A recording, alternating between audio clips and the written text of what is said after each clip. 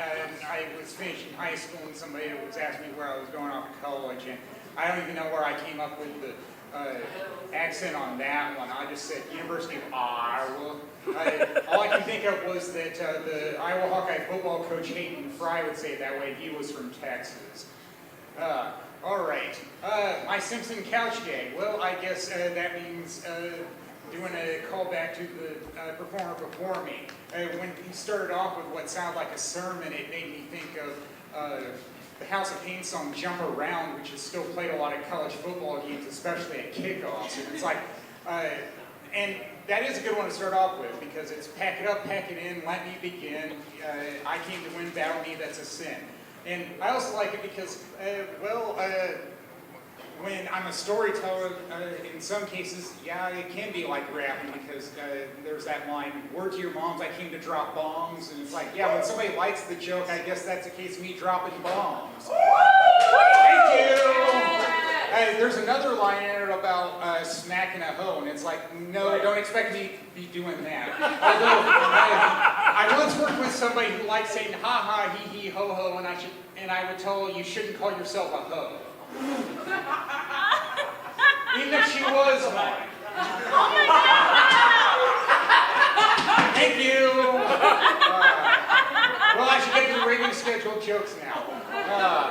Yeah, off the cuff sometimes works. I usually try to keep it to what was prepared in advance, but sometimes the improv works, the off the cuff works. All right.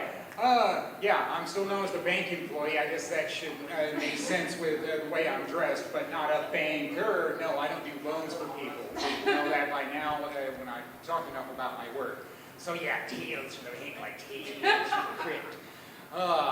Well, yeah, when you work in corporate America, sometimes that means you attend meetings. What I like about how it's been since COVID is most of them have been dial-in meetings. I can still get work done, and then of course I can feign interest in meetings that don't seem to pertain to me. Well, I couldn't do that this time when they had a meeting where they wanted us all to be in the same conference room, and it's like, oh great, what part of this relates to me where I just print checks all day, and I couldn't find anything that did.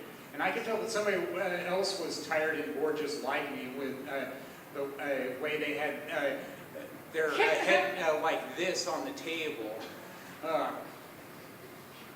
I'd like to think I could hide how bored I was there, but I couldn't tell, but nobody asked me about it either. Well, at the end we got donuts, so I mean, what's not to like about that?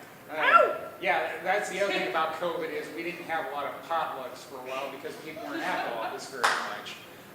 But there was one this week, and it wasn't my department, but somebody came by and said, well, I'm sure they won't mind if you have some of it. And it's like, well, they had tater tot hot dish, and it's like, yeah, I'll have some of that. And that's one thing I had to learn quick about moving to Minnesota was how seriously they take their hot dish. Literally. Yeah. Yes. It's like, well, it's like, I've had this before, but I grew up in Iowa, we called it casserole. Ooh. Yeah.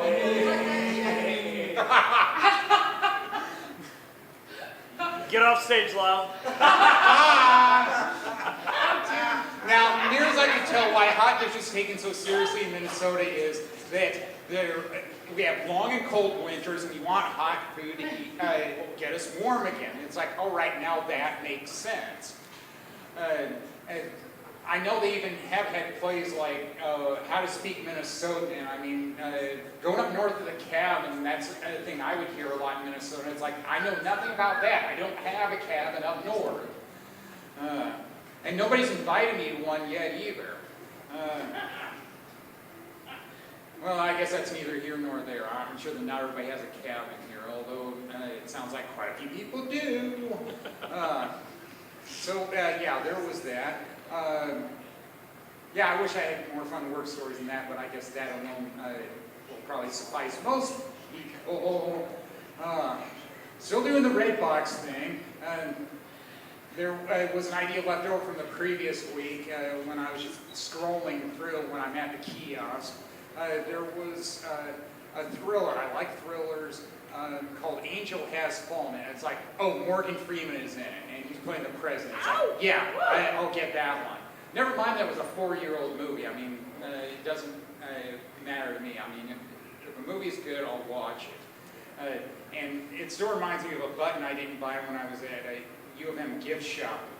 No, not U of M, Minnesota Historic Society gift shop.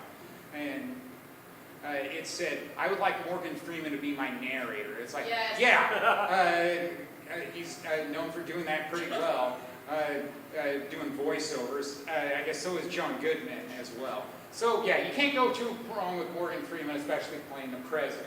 And this movie did remind me of The Fugitive because somebody gets framed and then they have to prove who framed them. So it's like, yeah, I guess it works in more ways than one for me. Yes, I stay busy on the weekends, especially when there's still baseball. The St. Paul Saints were wrapping up their season. I had to take for Saturday's game. It got rained out. And of course, well, bummer about that, but thankfully that doesn't happen very often to me. I luck out on that. So it's like, well, they're playing Sunday. Yeah, I'll go. Last day of the season. And I guess one thing I still liked about this night of rain out was they had a bounce crew. And it's like, it was mostly kids. But I thought, yeah, I could do it too. And it's like, well, when did I get to do this when I was a kid? How about never? Because I even said that after I was done. After I got, there was this crew, about 12, 14 people, and they had a cloth that you jumped onto, and then they just bounced you up once. Up we go. Hi, Lyle. They have the name of who it is every time.